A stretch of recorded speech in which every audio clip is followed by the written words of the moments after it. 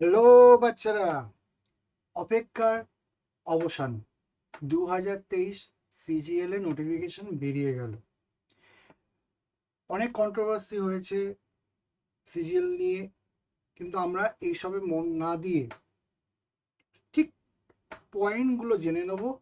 এবার নোটিফিকেশনে কি কি ইম্পর্টেন্ট সাইট আছে যেগুলো আমাদের জেনে নেওয়ার দরকার, ব্যাস ওইটুকু তথ্য।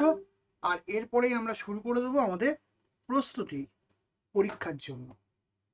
ঠিক আছে, তাহলে চলো আমরা আগে দেখে নিই যে নোটিফিকেশনে কি কি তথ্য দেওয়া আছে।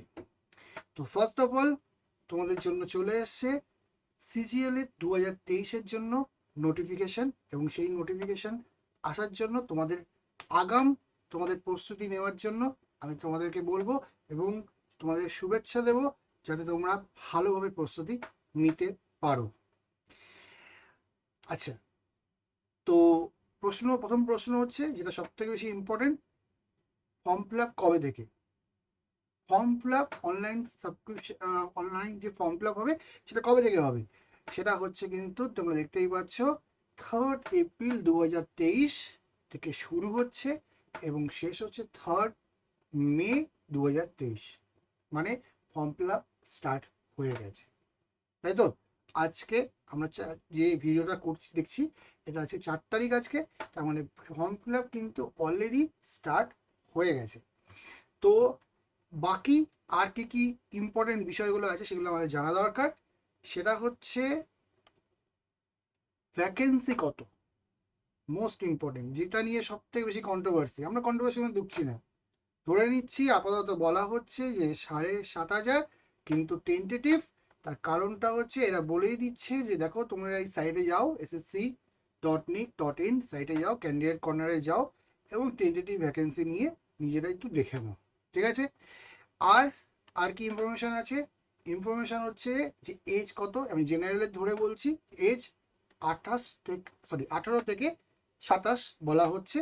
কিছু পোস্টের জন্য 20 থেকে 30, 18 থেকে 30 বা 18 থেকে 32। এবার এটা কিন্তু এজ রিল্যাক্সেশন থাকে, যে গভর্নমেন্ট রুল অনুযায়ী যেটা থাকে তোমরা দেখতেই পাচ্ছ, সেই এজ রিল্যাক্সেশন গুলো কিন্তু সবাই তোমরা পাবে।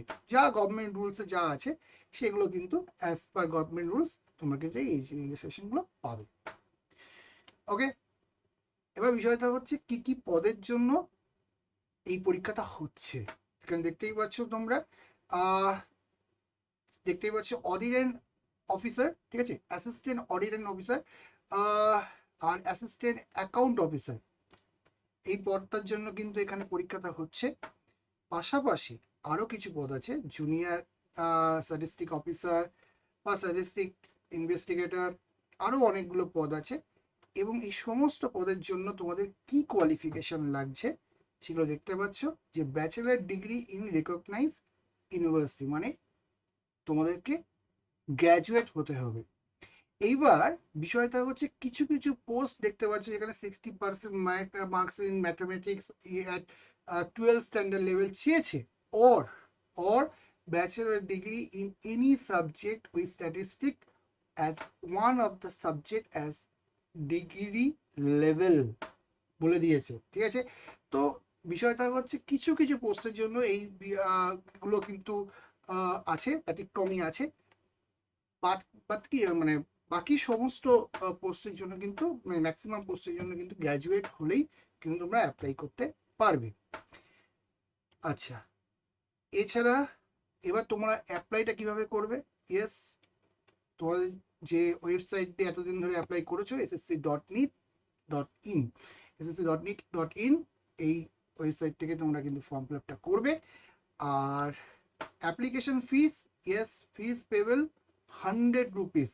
বাট ওই একই কথা, অ্যাজ পার গভর্নমেন্ট রুলস, মহিলাদের জন্য বা এসসি এসটি বা যারা পিডাব্লিউ বিডি আছে তাদের জন্য, বা এক্স সার্ভিসম্যানদের জন্য, যে রিজার্ভেশন ফিস থেকে যে ছাড়ের বিষয়টা আছে সেটা তোমরা সেটা কিন্তু পেয়ে যাবে। ঠিক আছে, ফিসটা ছাড়ের বিষয়টা থাকে সেটা তোমরা কিন্তু, যারা এই ক্যাটেগরির মধ্যে পড়ছো তারা কিন্তু পেয়ে যাবে।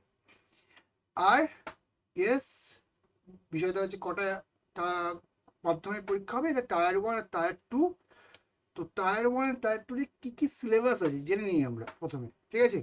তো টায়ার 1 আর টায়ার 2 তে সিলেবাস হচ্ছে তোমাদের জন্য, দেখতে পাচ্ছ এটা কিন্তু কোয়ালিফাইং, আগেই বলে দিই এটা কোয়ালিফাইং, ঠিক আছে? এবং এখানে তোমাদের জন্য 1 ঘন্টা সময় দেওয়া হয়েছে, এবং তাতে জেনারেল ইন্টেলিজেন্সি মানে হচ্ছে জিআই বা রিজনিং, তাতে 25টা কোশ্চেন, যেখানে তোমরা 50 নম্বর মানে 2 নম্বর করে পাচ্ছ। জেনারেল অ্যাওয়ারনেস, সেখানেও 25টা কোশ্চেন মানে 50 নম্বর, এবং কোয়ান্টিটিভ অ্যাপটিটিউড মানে হচ্ছে ম্যাথ অ্যাকচুয়ালি, তো সেখানেও 25টা কোশ্চেন 50 নম্বর, আর ইংলিশ কম্প্রিহেনশন 25টা নম্বর 50 নম্বরের জন্য তোমরা পাচ্ছ। আর বিষয়টা হচ্ছে তার সঙ্গে থাকছে কিন্তু টায়ার 2। টায়ার 2তে কিন্তু পেপার 1 এবং পেপার 2 এবং পেপার 3, যেটা সিলেবাসে তোমরা দেখতেই পাচ্ছ, সেটাও ম্যাথমেটিক্স, রিজনিং। টায়ার পেপার 1 এ ম্যাথমেটিক্স, রিজনিং, এবং পেপার তার সেকশন 1টাতে, এবং সেকশন 2টে আছে ইংলিশ ল্যাঙ্গুয়েজ কম্প্রিহেনশন আর জেনারেল অ্যাওয়ারনেস। এই দুটো হচ্ছে পেপার 1, ঠিক আছে, যার সেকশন 1 সেকশন 2। আচ্ছা, আর থাকছে এখানে ইম্পর্টেন্ট বিষয়, যেহেতু আমার সাবজেক্ট রিজনিং, আমি রিজনিংটা নিয়েই বলছি। রিজনিং এ কিন্তু ইম্পর্টেন্ট বিষয়, যেখানে 3 নম্বর করে তোমরা কিন্তু এক একটা কোশ্চেনের জন্য পাচ্ছ।